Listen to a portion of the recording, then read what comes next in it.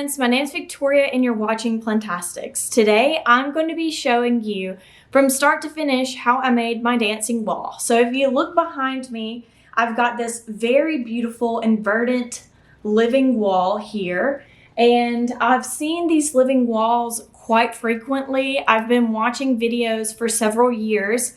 The very first living wall that I saw was by Summer Rain Oaks, and I was completely and totally inspired. I knew whenever I had the time and the money and the patience, I would make one of my own. So after watching several videos online, I honestly wasn't able to really figure out what they did. So I made my own blueprints.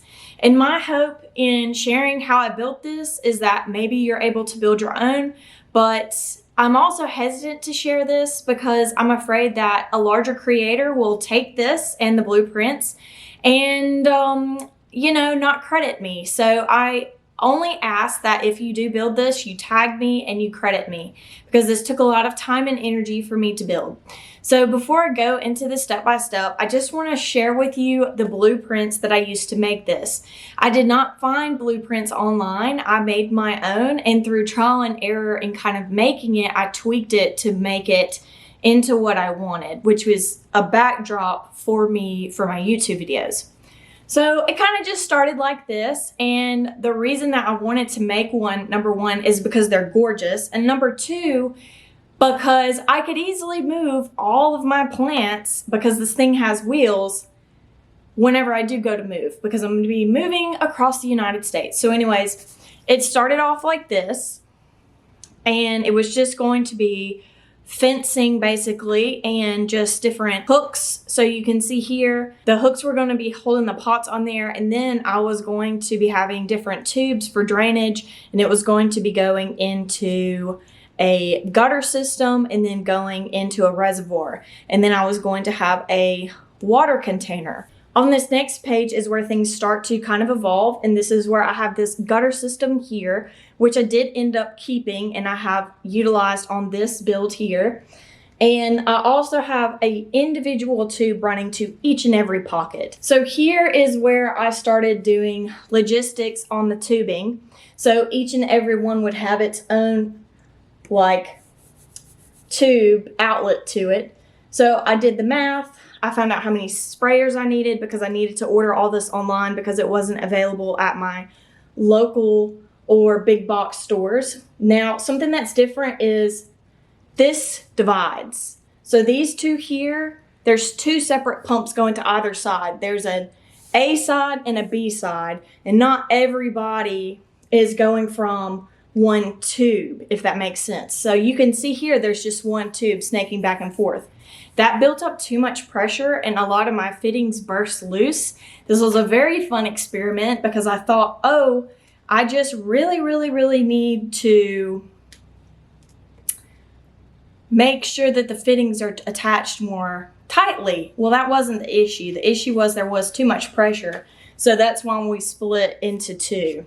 And you're not able to see it unless you look on the back side. So it was a lot of trial and error. I don't really have any background in physics or engineering. I kind of just see things, daydream about them, and put them together and see what happens. So without further ado, I'll show you from start to finish how I built this wall. Okay, so here we are, and we're just going to be staining. And this wood is not strong enough. So what we're doing is we are going to be adding some support, and my fiance is using a nail gun to secure that down. And since this is going to be all one piece, we're using tons and tons and tons of nails to secure this. So if you are going to be using this, honestly, it's probably not financially responsible to buy one large piece of wood that's like 2 inches thick. It's also incredibly heavy. So what we did was we purchased these three probably like 10-foot long pieces of wood, and we chopped it up to fit. Now this is going to be a 6-foot tall wall, and it needs a base that's going to support it. So it honestly is probably like 3 by 4 feet or something like that. So we added those supports just to help out. I also know that I will be moving, and I added these wheels so that way whenever I do go to move, I will be moving one large wall into a moving truck as opposed to 70 small individualized plants in pots. And I also am making this wall to save time because I have a lot of plants and watering them takes a very long time. So here we are just drilling pilot holes and we are screwing in those wheels. Now, whenever you do purchase the wheels, you need to pay attention to how much weight they can hold. These could hold 2 to 300 pounds, I believe, a piece. So we have 4 of them. Now, if you were not able to get wheels that could support that much weight, you could also just use more. This next piece is a piece of pipe. It's actually 3 pieces, and then we've got 2 elbows and then the round part with 4 screw holes that's going to secure it to the base. So you can see now we have this base really nice and stained, and we have the wheels on it. So the wheels are nice because they lock into place, so we were able to do that. And now we are just securing that into the base. Now, if you paid attention, you'll notice that we had a large 2x4 basically, and that is in the very middle. So this is actually going to be screwed through that top layer of wood and into that solid piece. And you really want that because the last thing you want is for this wall to just topple over. So that's just something else to keep in mind. We were very certain to have it perfectly in the center. Not that you'd ever really notice, but just for consistency so that way the weight is equally supported. And we used 2-inch long nails, wood nails or wood screws. I believe they're called wood screws. And those are just going to really screw in, and they're just going to be held into there. So there's no need for hex screws on the other end.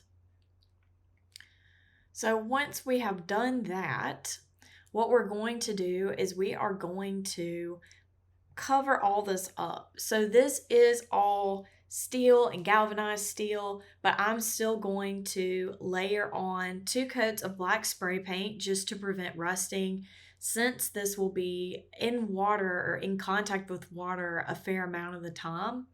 So this is just pieces of paper. I don't know if you go shopping and buy vases and whatnot, but what they'll typically do is they'll wrap your vases or your candles or whatever's breakable in this type of paper. I always keep it, and that's what this is from. So if you're unfamiliar, you could also just get there's like this plastic stuff that you put on your floor when you go to paint. That may be something that is available to you, but we like to try to reuse things we already have, so that's what we're doing. And then the blue tape is painter's tape. And you can see that I did not stain the sides of the base. And that is because I plan to get this rubber, and it's like a rubber thing that goes around the perimeter. So that way, if you bump into a wall or something, it doesn't scratch the wall or really dent the wall. It just kind of acts as like a bumper, like for a bumper car almost. So this ended up being just a little bit larger than I needed it to be. So what I had intended originally is to have it in my office as a backdrop for all my videos, but we need to take 2 doors off the hinges to be able to get it to fit into my office. So for now, it just stays in the plant corner that I have in the dining room. So that's where it ended up living. So you can see I'm really taking extra precaution to get the tape around these rounded bits. And this did pay off because I didn't have any leakage at all in that area. So the tape was able to stop everything. And that's really great because I spent a lot of time staining, and I did use 2 coats of stain. So here you can see me spray painting. It is in the middle of winter, so luckily there aren't any bugs that really got caught in it. This is a type of fencing stuff. A lot of people use this for like chicken coops or rabbits. So it is galvanized steel, and these are special scissors just for cutting this type of wire. I would not recommend you just using basic everyday scissors. So I had 2 pieces that I cut, and what I did was I secured it to the frame with zip ties, and I used the heavy duty ones. Now I sprayed the pipes, and now I am spraying this netting for the same reason I sprayed the pipes, and that's just to prevent rust. So I made sure that I was standing downwind, and luckily I sprayed all this on a day when it was not that windy. And I did end up using 2 cans of spray paint for the 2 coats on the poles as well as a single coat on the wire part. I didn't really worry about that as much because it's really not going to be visible and it's galvanized, so it should not rust, but only time will tell if that is true. So I'm just making sure I got all the places. It was really easy to kind of overlook the top part because unless you're standing on a stool, you're really not able to see it. So I'm just being very thorough in getting all of the spray painted. And then after it had dried, so I left it out there overnight. After it dried, I secured the pockets with zip ties, and then I started putting on the pipes and the irrigation. So I used this painter's tape to make sure all of my fittings were in a perfect line. That matters a lot to me. Here are the gutters that I purchased that are going to take the excess water and flow into a reservoir, so that way it's just continually being pumped up. So I purchased 5 different pieces. These are 2 end caps, and then I have that middle part that I'm holding, and then the 2, we're just going to call them wings. They're really just gutters. So you have this section here where you can see where you're able to screw it in. So what you're going to do is you're going to make sure that it's at an angle. It does clip in, but I honestly have wood floors and I love them very much. So to just ensure that this gutter was not going to move at all, I screwed them in, and I also used silicone to make sure I didn't have any leaks. So I got this really large reservoir. It was in the Christmas section because at the time of me doing this, it was still in wintertime. So what I did was I did an outline of the ends of the gutters, and then I used a small saw to cut it out. So then after that, it would perfectly fit because I have it to where it'll perfectly fit underneath the wall. There's not really any extra space. So I could not fit it on top of there and fit it without cutting into the reservoir. So I'm able to hold, I believe it's like 5 or 6 gallons in here.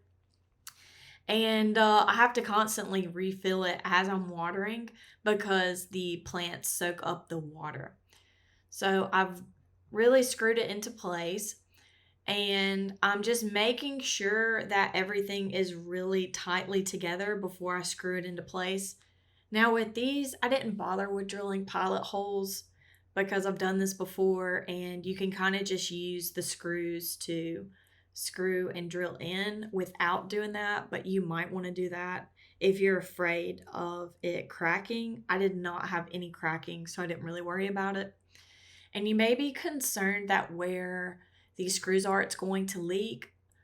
In my setup, the water is probably maybe 2 centimeters deep in the gutter as it's flowing out. So I just don't have enough water at a high enough level to worry about the screws doing that. So you just saw me use silicone and a special tool to make sure that all the cracks and stuff are done. I also had some spray Flex Seal. I didn't end up needing that. Okay, so I'm going to talk you through what I've learned so far and some of the problems I've run into in making this. So we are going to look at the back of this right now, and you can see that I have a lot of connectors, and due to the fact that I ran out, these at the bottom have, as opposed to 1, they loop and have 2. And that's just because at the top, there's going to be more water than at the bottom. So that's the rationale. Also, I ran out of a connector and made it work that way. Okay, so yesterday I was running water through for the first time and I had a huge issue, and there were two causes. So I had leaks at every connection along the main line here. And it was because if we go on this side here, so you can see I've got a few plants in here. So this is a head, and you can see here it's got a plus or minus. When I purchased them, they were sealed completely shut. So what happened was I have this very strong pump, and there's air in these tops. So I've disconnected this. Let me get up on this step ladder, hopefully not fall. So there was air up here. You can see I pinched it off, and this would not let anything out of it. So what ended up happening was I had all this pressure building. Those nozzle heads were completely turned off. So then I had breaks in connections. So what I thought was, oh, well, I just didn't seal the connectors right. So I went through re-trimming the pipes so they would fit more securely. And even then, that didn't fix it. So then I took a break because I was so frustrated. And during that time, I came to the realization that those sprinkler heads were not turned on, number one. And number two, water cannot compress in the same way air can. So it was just creating all this pressure and it had nowhere to go. So it was choosing the path of least resistance and coming out of here.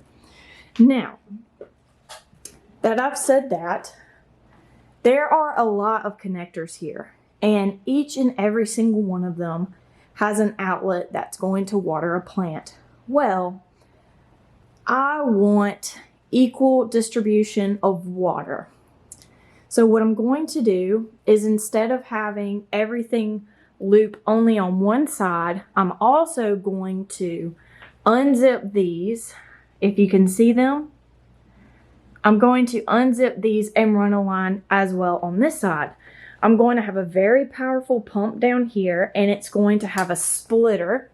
It's going to take that pump and run it to both sides. So that side and that side, and it's going to run up the 6 feet, and it's going to equally disperse. So here's the idea so far. I am going to have water running. So it's going to run into the pockets, which you can't really see. I have these bags, which are holding the soil, perlite, and bark. It's a really airy mixture since the water is going to run for several minutes, once, maybe twice a day. It's going to be an experiment, kind of like my vivarium was, to get the conditions right. And it's going to run down. So in running down, there's going to be water coming here. Now, there are some of the pockets, depending on which kinds that you get, where it will spill over the top because it is not a fabric that allows for water to pass through. These are really great because they allow the water to pass through the pockets as opposed to spilling over. Now, these are different. You're going to notice that these are larger. So these are about 2 of these wide, and each one has 2 sprinklers because larger plants are going to fit into here. So because these were spilling over as opposed to dripping down, I used a box cutter and I cut a small little hole in the middle. So that way I fixed that issue. The only one that really had the issue was this one. So maybe you won't have it. And then I also created these hooks. There's nothing for me to screw into the back, and I looked for hex screws so that way I had something to screw it into. This is such an interesting size that I couldn't find anywhere. So what I used are these pieces of pine, and I used my saw and I cut them to fit. So that's why there's 20 pieces of wood, is because I have these hooks so that way plants that vine or just need a little bit more support can have that. So you can see right out the gate this gigantic Billy Auntie. Well, she's huge, okay? I grew it from a small seedling or tissue culture, I'm not sure. And it's huge now. It obviously loves me. It's got these huge leaves. So right out the gate, you can see these hooks come in handy because I've got this here, and then I've also got another hook.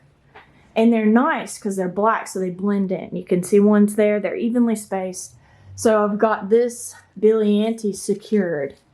And there's not a hook there, but it's okay because I have this galvanized steel mesh.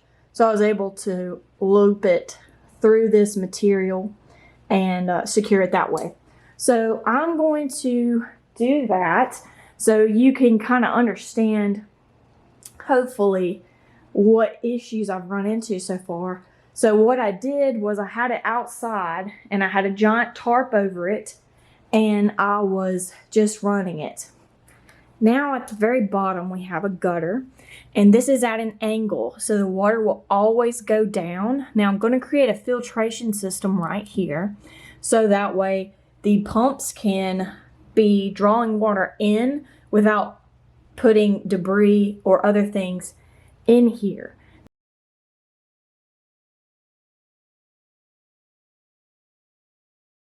Thank you so much for watching my video. As always, be sure to like and comment what was your favorite thing about this. Was it built in the way that you thought? Be sure to subscribe if you'd like to see more videos like this. Be sure if you do use this or my design that you credit me. That's all I ask in me sharing this with the World Wide Web. I'll be seeing you next time. Goodbye.